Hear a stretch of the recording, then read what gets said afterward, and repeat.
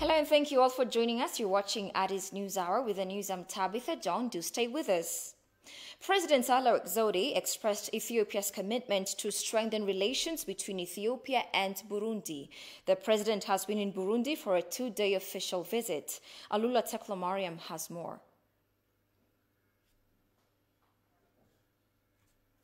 Upon arrival at Molcher Ndadaye International Airport, President Sahle was received a warm welcome by Burundian President Evariste Ndayishimiye.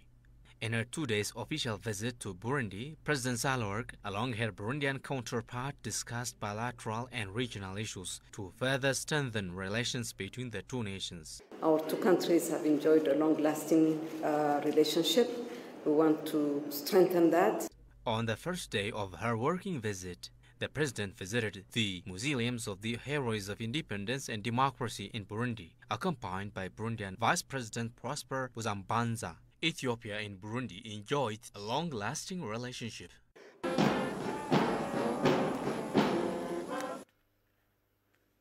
Ministry of Foreign Affairs has today briefed African ambassadors on a range of issues, including current status of humanitarian assistance in Tigray, the Grand Ethiopian Renaissance Dam Gert negotiation, upcoming elections, and the Ethiopia-Sudan border dispute.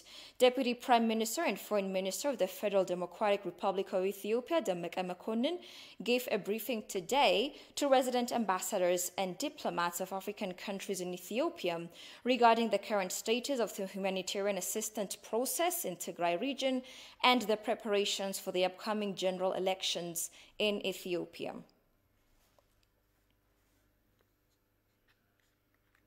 For more on the deliberations of the African ambassadors with the Deputy Prime Minister and Foreign Minister, the spokesperson of the Ministry of Foreign Affairs, Dina Mufti, joins us on the phone. Hello, Ambassador Dina. Tell us in brief the major points of the deliberations and what were the reflections of the African ambassadors? Well, thank you very much. Well, this is actually a usual exercise on the part of the Ministry of Foreign Affairs. We regularly brief resident diplomats on the current situation in the country. We have been briefing them earlier on as well, and this is part of that exercise. And in these relations, today's turn was for the African ambassadors. They were briefed by the Deputy Prime Minister and the Minister of Foreign Affairs on those basic four issues of the current nature in our case. The briefing is based on, as you have already mentioned, on Grand Renaissance Dam, and negotiations are revolving around Grand Renaissance Dam, Ethio-Sudanese border conflict, the law enforcement operations in the northern part of Ethiopia, and the reconstruction process that is going on right now. Particularly with regard to the Ethio-Sudanese relations, the Prime Minister was briefing our the African diplomats, resident diplomats, on the historic relationship between the two countries, the fact that the two countries and peoples have cultural, spiritual, and boundary relationship, and the two countries have been supporting in each other in times of difficulties. But when Ethiopia has turned its face to the maintaining of the law and order in the northern part of Ethiopia, the Sudanese side have encroached into the Ethiopian territory. They looted property and hurt our citizens. And the Prime Minister told the African diplomats that this is untenable and this is wrong morally, legally. And he urged the African ambassadors also to urge their respective governments to put pressure on the Sudanese government to come to common sense and withdraw from the Ethiopian territories and withdraw to the positions where they have been before November 6th. This has been the briefing, and it was frank, it was clear, and Ethiopia had been always preferring to overcome difficulties through diplomatic means, because that is only a civil way of overcoming the difficulties nowadays. However, there is a limit to the diplomatic practices and a limit to the patience of Ethiopia. And now, unfortunately, the Sudanese side have continued encroaching into Ethiopian territory, looting Ethiopian property and hurting Ethiopians as well. Very good, Ambassador. So what were the reflections of the African ambassadors? What response do they give to this? Well, basically, they are thankful and grateful to the briefings that have been conducted, and they prefer that because that will put them on the same page with the host country, that is Ethiopia. They also express their commitment to faithfully convey the message to their respective governments, and we are expecting that to happen. Very great, Ambassador. Thank you so much for that. Have a great evening. Have a nice evening as well. Thank you very much. All right. Meanwhile, the Agency for Refugees and Returnee Affairs announces that it has been working aggressively in improving better services for Eritrean refugees in Tigray State. Director General of the Agency for Refugee and Returnee Affairs, Tesfahun Gobezai, talking to ETV, says the government has given priority to discharging its international obligation of ensuring peace and security for refugees. Jerusalem Betzaha has compiled the following report. For Ethiopians, it's not new in helping each other, living together peacefully with tolerance and respectful manner. But not only Ethiopians for Ethiopians, rather Ethiopians have a good history and social value in receiving others. That's why Ethiopia is home to Africa's second largest refugee population after Uganda.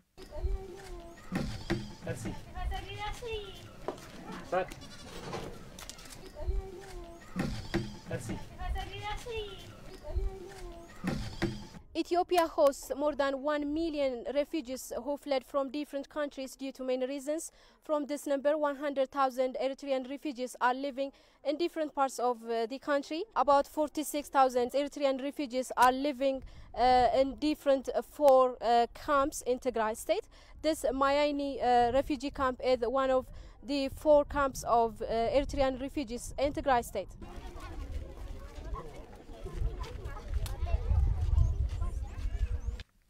Priest Koban Mikhail Kidane is an Eritrean refugee who lives in Adi Harush refugee camp in Tigray State. ካምፕ 10 ዓመት ሙሉ ተቀምጫለሁ ማለት ነው። ከዛ በመንግስት የሚደረግለት ነገር በጣም አሪፍ ነው።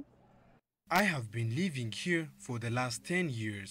The Ethiopian government has supported me as much as possible. I would like to say thank you to the Ethiopian people and the government. ያው መንግስት የሚችለው ነገር ያደርግልን እዛም አመሰግናለሁ ማለት ነው። However, following to the law enforcement operation taken by the Ethiopian government against TPLF group in Tigray State, the clique has tried to demolish the good image of the country worldwide through disrupting humanitarian institutions. But Ethiopia is striving to handle such problems as per its international obligations. The government is giving due concern and giving priority to safeguard and to fulfill its international obligations in ensuring the safety and protection of refugees in Ethiopia. And we have worked a lot of things. We have discussed with the military and other command posts who are operating in this area, and we have communicated with them that the safety of the refugees is our utmost priority, and they are also acting accordingly. We have constant communication with them. They give us information every time they have some incidents, and their safety is getting safeguarded by everyone who is concerned. Tesfahun added Ethiopia has been implementing a better legal framework for the reception of refugees, enabling them to participate in various social issues. Currently, the agency has been striving to resume better service very quickly for Eritrean refugees. There are 4 refugee camps for Eritrean refugees in Tigray, and they are Hizat, Shimelba, Mayaini and Adi Harush. We have been able to resume service in Hizat, in Adi Harush and Mayaini very quickly after the interruption of the services by the law enforcement operation and the attack of TPLF on the military. Now we are seeing the progress every time. This is my first time when I coming to these camps, and I'm seeing a lot of progresses time. So we are working on making sure that the refugees are safe and they are in a good condition. Ethiopia is one of the first 5 African countries participating in the Comprehensive Refugee Response Framework, CRRF, a set of commitments set out by the United Nations General Assembly in its 2016 New York Declaration for Refugees and Migrants, designed to improve ways of protecting people on the move. The role of the diaspora community is of paramount importance to promote their country to the rest of the world in many aspects. They can enlighten critics to the works being undertaken in the nation's reform agenda. In relation to this, the diaspora community has announced that they should stand beside the government of Ethiopia, being true nationalists, particularly in such opportune times. Kazahun Chani has more.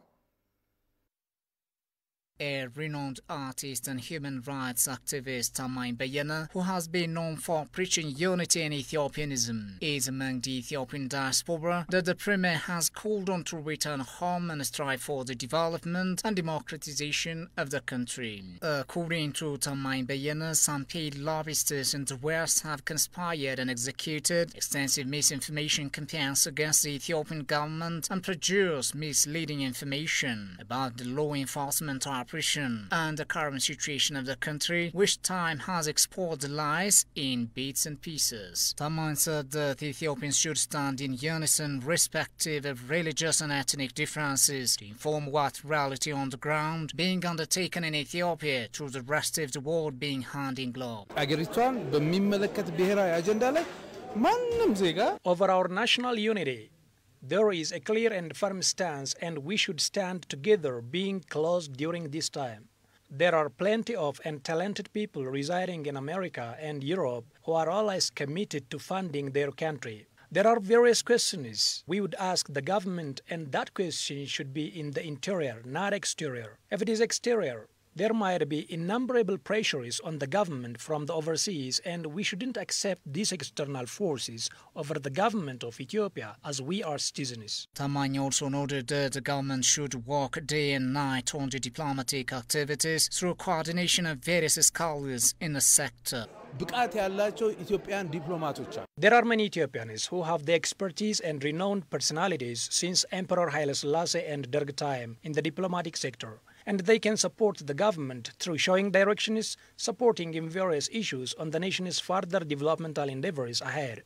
The embassies are to be opened for Ethiopians as they have plenty of significances to compare with the rest of the world in the diplomatic arena. The artist and human rights activist further called on the government of Ethiopia to ensure the observation of human and democratic rights and maintain safety and welfare of the public at every corner in the nation, particularly the enforcement of laws and safeguarding constitutional guarantees, the prevention, detection and investigation of crime. The coordination of national state ought to be strengthened more than ever.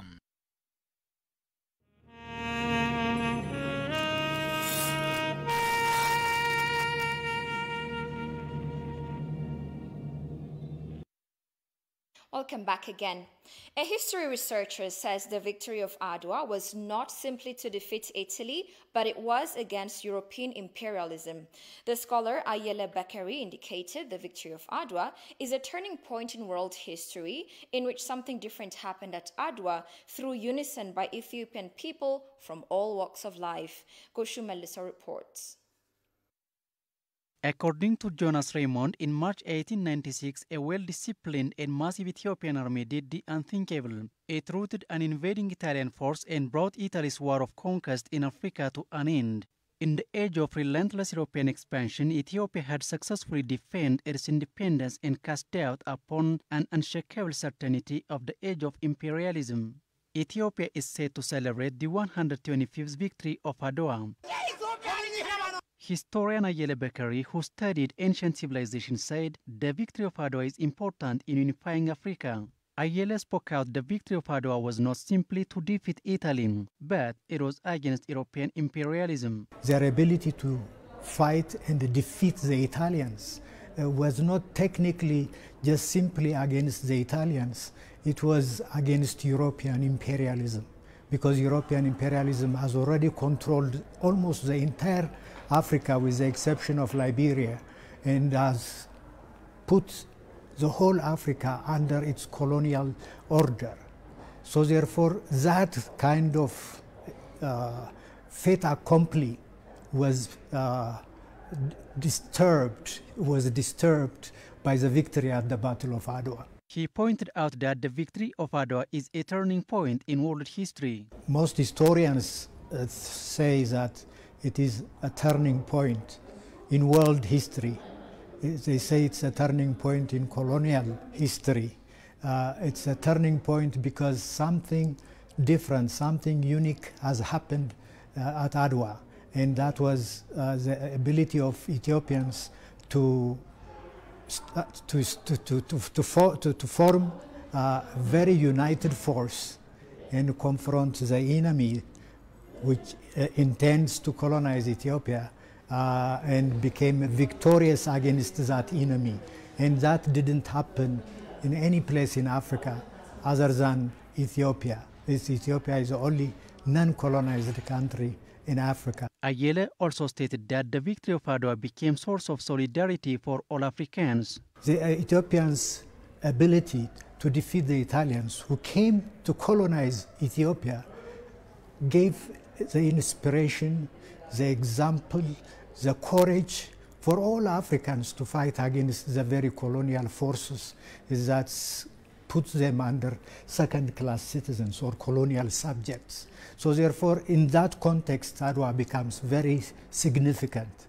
It becomes very important because Africans say, oh, if Ethiopians succeeded in defeating the Italians, now we should continue to fight, continue to resist until we also be in a position to defeat the British, the French, the Germans, the Portuguese, and so on and so forth. So therefore, Adwa became a source of inspiration and also a source of solidarity, in which that they would have the courage now, at least to kind of say, we can also fight and defeat the colonizers in our territories, in our regions. So therefore, in that sense, that's how that sense of unity emerged, and an African identity started to form shape, and then ultimately expressed in the form of Pan-Africanism, in the form of establishing institutions like the African OAU, Organization of African Union, and then later on it became African Union.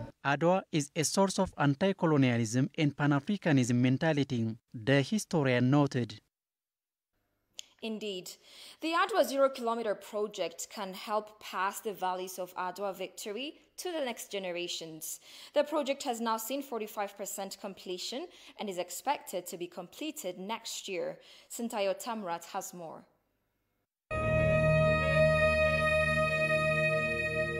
Although Ethiopians colorfully mark the victory of Adwa each year for the last 124 years, the country doesn't have a memorial center that depicts the victory in its entirety. To address this, a memorial center named Adwa 0 Kilometers was launched last year for this glorious victory of black people. The 11 buildings architecture is said to bear the values of Adwa. Adwa is the seal of honor of Ethiopia. It is a symbol of freedom to the entire black people. This project is one way to express the victory of Adwa. Each of the 11 buildings has 3 to 5 floors. It looks like zero as you see it down from Minilik Square. The Adwa project has a memorial museum, conference rooms, cafeterias, and entertainment centers. There is a memorial museum to display the values and history of that victory. There is also a research center for the Adwa-related topics. The project further assumes displaying the landscape of Adwa area, including the mountain. This helps the public visualize the 1895 Adwa battle. Apart from the landscape of Adwa, it will show the people who came from different parts of Ethiopia and participated in the war. It will even show the drum used to gather the people. And different materials are being used for the architecture. You can see the Minilik monument from any direction. The monument is the depiction of Minilik and his horse as he was leading the Ethiopian army to the battlefield. The new project's elevation is down from this monument. The city administration of Addis Ababa says it is doing hard to accomplish the project. The current progress is good and the workers are doing day and night. It will be accomplished as scheduled, though it is now lagged by 5%, the city administration said. Policy Matters is a conversation platform which aims to provide reasoned analysis and context to the activities, reforms, and policies of the federal government of Ethiopia. Exploring various reforms the government is undertaking, the conversation platform aspires to enable nuanced and informed understanding. The question being doing it both at the same time, both the privatization of Ethio Telecom as well as letting 2 new operators come in. Don't you think that's too much to bite? Yes, this is a huge enterprise. Yes, it takes a huge toll on us, but it's also so important, so critical for the future of this country that it was worth doing it this way. So having said that, let me ask you this. Since you represent technically the Ministry of Finance, so I'm going to put this question to you. What are you looking at when it comes to this sector, the telecom sector? Is there going to be resources allocated? If we have to make a difference in the Ethiopian economy, the most important thing we must do is to make sure ideas are properly financed for execution. That's what we've been lacking in this country.